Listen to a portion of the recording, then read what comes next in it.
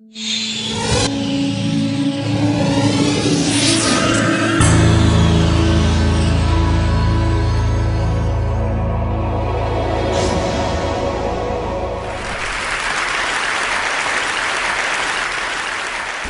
do you explain when things don't go as we assume?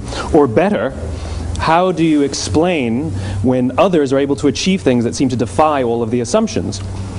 For example, why is Apple so innovative? Year after year after year after year, they're more innovative than all their competition. And yet, they're just a computer company. They're just like everyone else. They have the same access to the same talent, the same agencies, the same consultants, the same media. Then why is it that they seem to have something different? Why is it that Martin Luther King led the civil rights movement? He wasn't the only man who suffered in a pre-civil rights America, and he certainly wasn't the only great orator of the day. Why him? And why is it that the Wright brothers were able to figure out controlled powered manned flight when there were certainly other teams who were better qualified, better funded, and they didn't achieve powered manned flight, and the Wright brothers beat them to it? There's something else at play here. About 3.5 years ago, I made a discovery, and this discovery profoundly changed my view on how I thought the world worked, and it even profoundly changed the way in which I operate in it. As it turns out, there's a pattern. As it turns out, all the great and inspiring leaders and organizations in the world, whether it's Apple or Martin Luther King or the Wright brothers, they all think, act, and communicate the exact same way, and it's the complete opposite to everyone else. All I did was codify it. And it's probably the world's simplest idea. I call it the golden circle.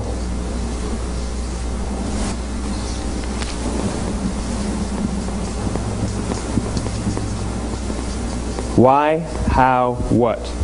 This little idea explains why some organizations and some leaders are able to inspire where others aren't. Let me define the terms really quickly. Every single person, every single organization on the planet knows what they do, 100%. Some know how they do it, whether you call it your differentiating value proposition or your proprietary process or your USP. But very, very few people or organizations know why they do what they do. And by why, I don't mean to make a profit. That's a result. It's always a result. By why, I mean what's your purpose? What's your cause? What's your belief? Why does your organization exist? Why do you get out of bed in the morning? And why should anyone care? Well, as a result, the way we think, the way we act, the way we communicate is from the outside in. It's obvious. We go from the clearest thing to the fuzziest thing. But the inspired leaders and the inspired organizations, regardless of their size, regardless of their industry, all think, act, and communicate from the inside out. Let me give you an example. I use Apple because they're easy to understand and everybody gets it. If Apple were like everyone else, a marketing message from them might sound like this: we make great computers. They're beautifully designed, simple to use, and user-friendly. Want to buy one? Meh. And that's how most of us communicate. That's how most marketing is done, that's how most sales is done, and that's how most of us communicate interpersonally. We say what we do, we say how we're different or how we're better, and we expect some sort of behavior, a purchase, a vote, something like that. Here's our new law firm. We have the best lawyers with the biggest clients. We have, we always perform for our clients, do business with us. Here's our new car. It gets great gas mileage. It has, leather seats. Buy our car. But it's uninspiring. Here's how Apple actually communicates. Everything we do, we believe in challenging the status quo. We believe in thinking differently. The way we challenge the status quo is by making our products beautifully designed, simple to use, and user-friendly. We just happen to make great computers. Want to buy one? Totally different, right? You ready to buy a computer from me? All I did was reverse the order of the information. What it proves to us is that people don't buy what you do, people buy why you do it. People don't buy what you do, they buy why you do it. This explains why every single person in this room is perfectly comfortable buying a computer from Apple. But we're also perfectly comfortable buying an MP3 player from Apple, or a phone from Apple, or a DVR from Apple. But as I said before, Apple's just a computer company. There's nothing that distinguishes them structurally from any of their competitors. Their competitors are all equally qualified to make all of these products. In fact, they tried. A few years ago, Gateway came out with flat-screen TVs. They're eminently qualified to make flat-screen TVs. They've been making flat-screen monitors for years. Nobody bought one. And Dell came out with MP3 players and PDAs. And they make great quality products, and they can make perfectly well-designed products, and nobody bought one. In fact, talking about it now, we can't even imagine buying an MP3 player from Dell. Why would you buy an MP3 player from a computer company? But we do it every day. People don't buy what you do, they buy why you do it. The goal is not to do business with everybody who needs what you have. The goal is to do business with people who believe what you believe. Here's the best part. None of what I'm telling you is my opinion. It's all grounded in the tenets of biology, not psychology, biology. If you look at a cross-section of the human brain, looking from the top down, what you see is the human brain is actually broken into three major components that correlate perfectly with the golden circle. Our newest brain, our Homo sapien brain, our neocortex, corresponds with the what level. The neocortex is responsible for all of our rational and analytical thought and language. The middle two sections make up our limbic brains, and our limbic brains are responsible for all of our feelings, like trust and loyalty. It's also responsible for all human behavior, all decision-making, and it has no capacity for language. In other words, when we communicate from the outside in, yes, people can understand vast amounts of complicated information like features and benefits and facts and figures. It just doesn't drive behavior. When we communicate from the inside out, we're talking directly to the part of the brain that controls behavior, and then we allow people to rationalize it with the tangible things we say and do. This is where gut decisions come from. You know, sometimes you can give somebody all the facts and your figures and they say, I know what all the facts and details say, but it just doesn't feel right. Why would we use that verb? It doesn't feel right. Because the part of the brain that controls decision-making doesn't control language. And the best we can muster up is, I don't know, it just doesn't feel right. Or sometimes you say you're leading with your heart or you're leading with your soul. Well, I hate to break it to you, those aren't other body parts controlling your behavior. It's all happening here in your limbic brain, the part of the brain that controls decision-making and not language. But if you don't know why you do what you do, and people respond to why you do what you do, then how will you ever get people to vote for you or buy something from you, or more importantly, be loyal and want to be a part of what it is that you do? Again, the goal is not just to sell people who need what you have. The goal is to sell to people who believe what you believe. The goal is not just to hire people who need a job. It's to hire people who believe what you believe. I always say that, you know, there's if you hire people just because they can do a job, they'll work for your money. But if you hire people who believe what you believe, they work for you with blood and sweat and tears. And nowhere else is there a better example of this than with the Wright brothers. Most people don't know about Samuel Pierpont Langley. And back in the early 20th century, the pursuit of powered man flight was like the dot-com of the day. Everybody was trying it. And Samuel Pierpont Langley had what we assume to be the recipe for success. I mean, even now you ask people, why did your product or why did your company fail? And people always give you the same permutation of the same three things. Undercapitalized, the wrong people, bad market conditions. It's always the same three things. So let's explore that. Samuel Pierpont Langley was given $50,000 by the War Department to figure out this flying machine. Money was no problem. He held a seat at Harvard and worked at the Smithsonian and was extremely well connected. He knew all the big minds of the day. He hired the best minds money could find, and the market conditions were fantastic. The New York Times followed him around everywhere, and everyone was rooting for Langley. And how come we've never heard of Samuel Pierpont Langley? A few hundred miles away in Dayton, Ohio, Orville and Wilbur Wright.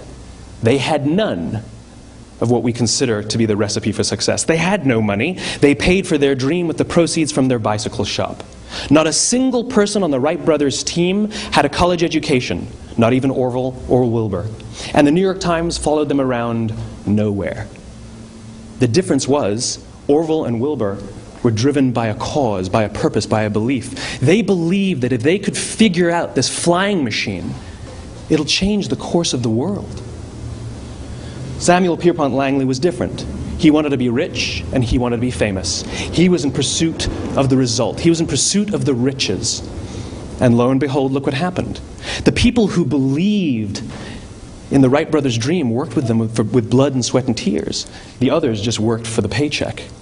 And they tell stories of how every time the Wright brothers went out, they would have to take 5 sets of parts because that's how many times they would crash before they came in for supper.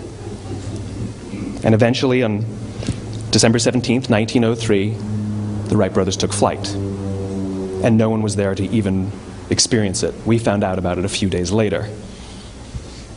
And further proof that Langley was motivated by the wrong thing, the day the Wright brothers took flight, he quit.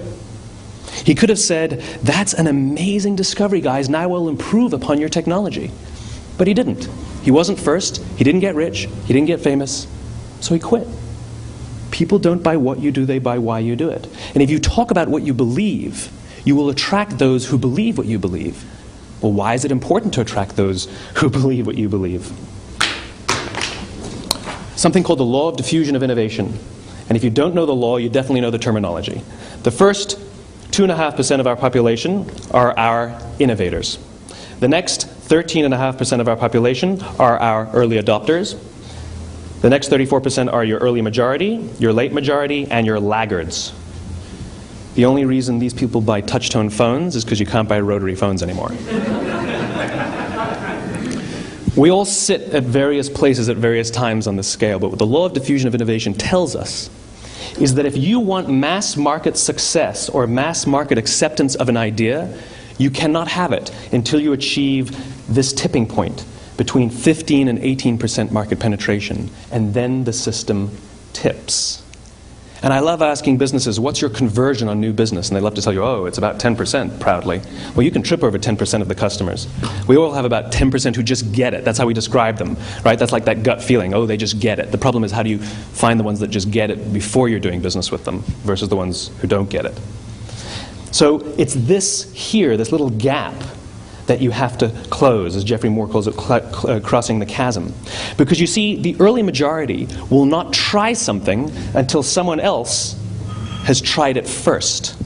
And these guys, the innovators and the early adopters, they're comfortable making those gut decisions. They're more comfortable making those intuitive decisions that are driven by what they believe about the world, and not just what product is available. These are the people who stood online for 6 hours to buy an iPhone when they first came out, when you could have just walked into the store the next week and bought one off the shelf. These are the people who spent $40,000 on flat-screen TVs when they first came out, even though the technology was substandard. And by the way, they didn't do it because the technology was so great. They did it for themselves. It's because they wanted to be first. People don't buy what you do, they buy why you do it. And what you do simply proves what you believe. In fact, people will do the things that prove what they believe. The reason that person bought the iPhone in the first 6 hours, or stood in line for 6 hours, was because of what they believed about the world and how they wanted everybody to see them. They were first. People don't buy what you do, they buy why you do it. So let me give you a famous example, a famous failure and a famous success of the law of diffusion of innovation. First, the famous failure. It's a commercial example. As we said before a second ago, the recipe for success is money and the right people and the right marketing conditions, right? You should have success then. Look at TiVo. From the time TiVo came out about 8 or 9 years ago to this current day, they are the single highest quality product on the market. Hands down, there is no dispute. They were extremely well funded. Market conditions were fantastic. I mean, we use TiVo as a verb. I TiVo stuff on my piece of junk Time Warner DVR all the time. But TiVo is a commercial failure. They've never made money. And when they went IPO, their stock was at about $30 or $40 and then plummeted, and it's never traded above 10. In fact, I don't think it's even traded above 6, except for a couple of little spikes. Because you see, when TiVo launched their product, they told us all what they had. They said, we have a product that pauses live TV, skips commercials, rewinds live TV, and memorizes your viewing habits without you even asking. And the cynical majority said, we don't believe you, we don't need it, we don't like it, you're scaring us. What if they had said, if you're the kind of person who likes to have total control over every aspect of your life, boy, do we have a product for you. It pauses live TV, skips commercials, memorizes your viewing habits, etc., etc. People don't buy what you do, they buy why you do it, and what you do simply serves as the proof of what you believe. Now let me give you a successful example of the law of diffusion of innovation. In the summer of 1963, 250,000 people showed up on the Mall in Washington to hear Dr. King speak. They sent out no invitations, and there was no website to check the date. How do you do that?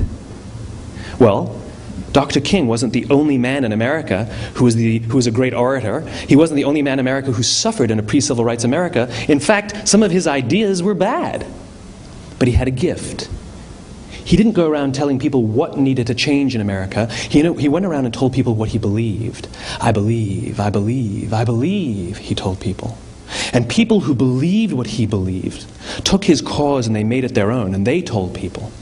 And some of those people created structures to get the word out to even more people. And lo and behold, 250,000 people showed up on the right day, on the right time to hear him speak.